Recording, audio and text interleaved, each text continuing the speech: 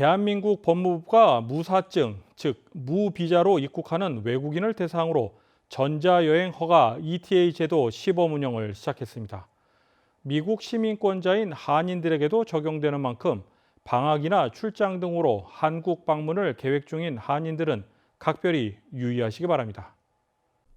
전자여행 허가 ETA 제도는 외국인이 사증, 즉 비자 없이 입국하고자 할 때 사전에 방문국 홈페이지에 개인 및 여행 관련 정보 등을 입력하고 해당 국가의 여행 허가를 받는 제도입니다.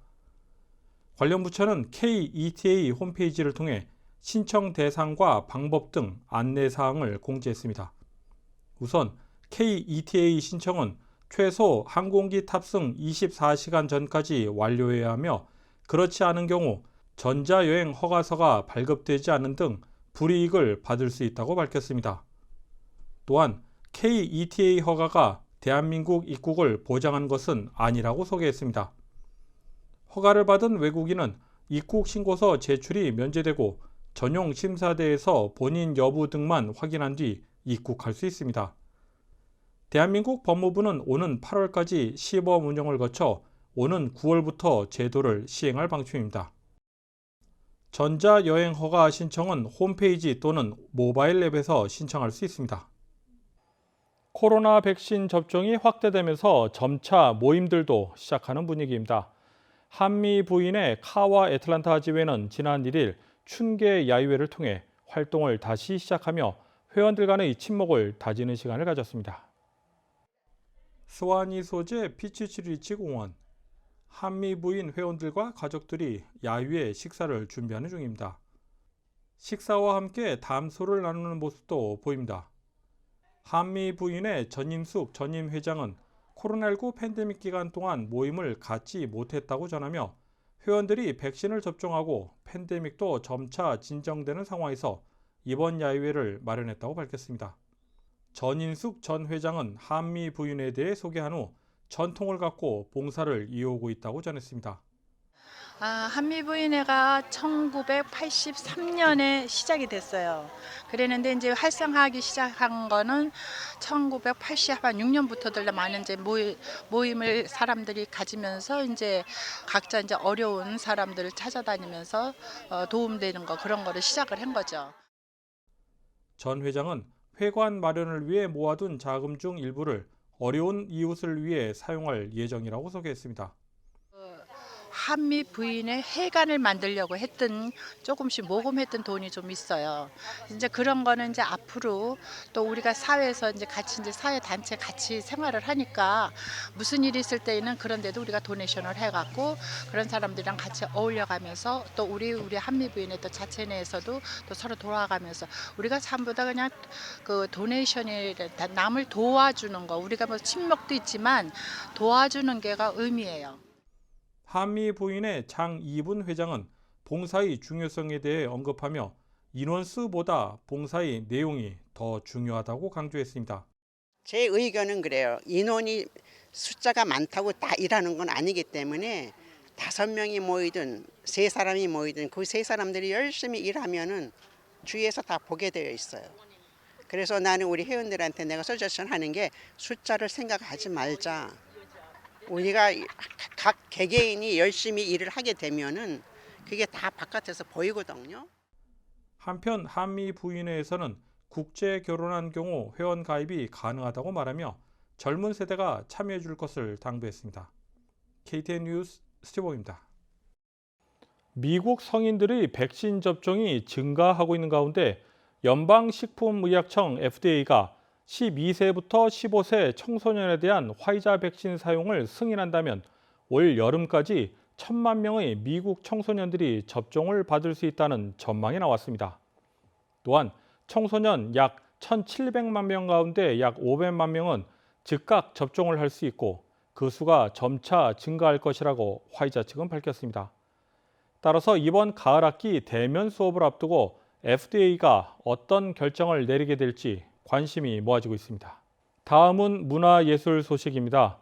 애틀란타 하이 뮤지엄에서 열리고 있는 라그나르 카르탄슨의 비디오 전시회 소식을 배준경 기자가 전해드립니다.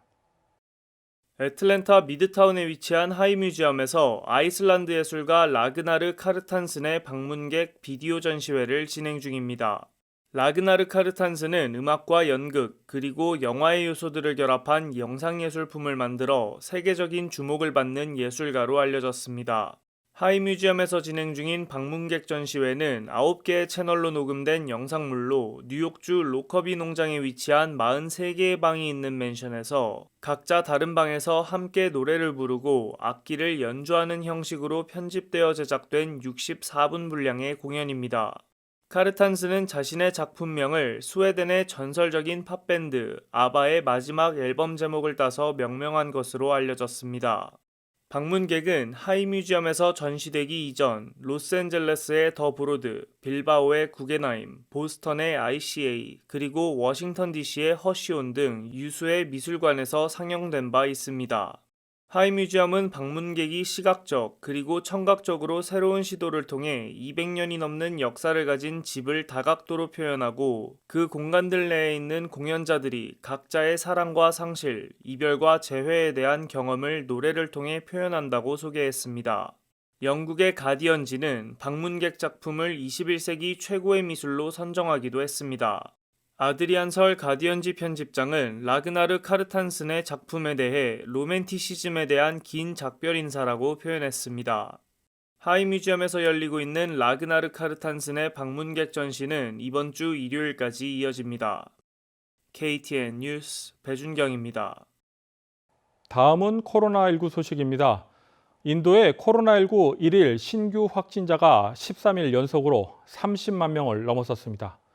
인도 정부에 따르면 오늘 오전 기준 누적 확진자 수는 2,028만여 명으로 미국에 이어 세계에서 두 번째로 2천만 명을 넘어섰습니다.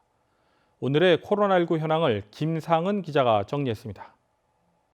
5월 4일 오후 2시 50분 기준 미국 내 코로나19 누적 확진 환자는 3,324만 8,625명, 누적 사망자는 59만 2,004명입니다. 어제 하루 동안 신규 확진 환자는 6만 6,684명 늘었고 신규 사망자는 933명 증가했습니다. 주별 누적 확진 환자는 캘리포니아, 텍사스, 플로리다, 뉴욕, 일리노이 순으로 많습니다. 주별 누적 사망자는 캘리포니아, 뉴욕, 텍사스, 플로리다, 펜실베니아 순으로 많습니다. 다음은 조지아주 코로나19 현황입니다. 오후 2시 50분 집계에 따르면 조지아주의 누적 확진 환자는 88만 2,764명, 누적 사망자는 17,604명으로 집계됐습니다. 신규 확진 환자는 690명 증가했고 신규 사망자는 11명 증가했습니다. 다음은 카운티별 집계입니다. 귀넷 카운티 누적 확진 환자 86,514명, 누적 사망자 1,075명입니다. 월요일 대비 신규 확진 환자는 67명 늘었고 신규 사망자는 없습니다. 이상 오늘의 코로나19 현황이었습니다.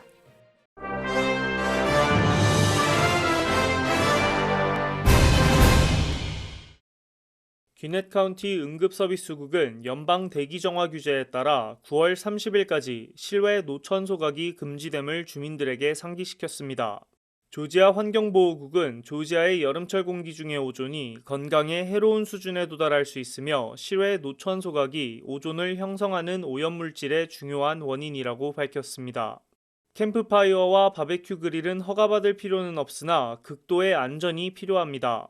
가연성 발코니에서나 또는 가연성 건축물의 10피트 이내에서 숯, 나무 및 가스 그릴을 사용하는 것은 귀넷 카운티 소방법에 따라 연중 금지된다고 덧붙였습니다. 중국의 텔레비전 제조사 스카이워스가 제품 사용자들의 개인정보를 무단으로 수집해온 것이 밝혀져 거센 비난을 받고 있습니다. 최근 중국의 한 소비자는 스카이워스 스마트 TV가 소비자 동의 없이 설치된 정보 분석업체 고젠의 어플리케이션을 이용해 광범위한 개인정보를 수집했다고 주장했습니다. 이후 논란이 커지자 스카이워스 측은 사과문을 발표하고 고젠 측과 협력 관계를 끝냈으며 불법 수집한 정보를 모두 삭제하도록 요구했다고 밝혔습니다. 스카이워스는 지난해 중국 내 TV 판매량의 13% 이상을 차지해 3위를 기록한 대형 가전업체로 세계 5위 TV 제조사이기도 합니다.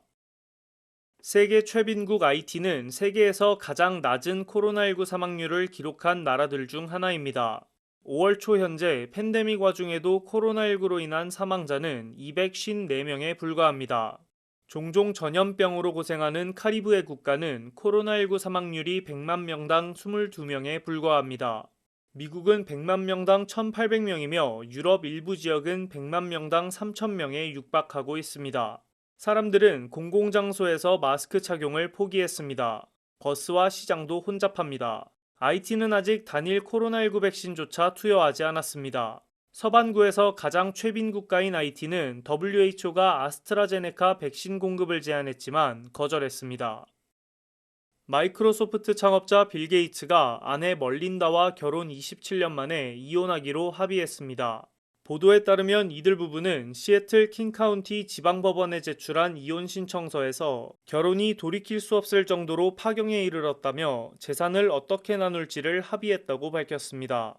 게이츠의 재산은 약 146조 원으로 세계에서 네 번째로 많은 것으로 알려진 가운데 이혼에 따른 구체적인 재산 분할 내용은 공개되지 않았습니다.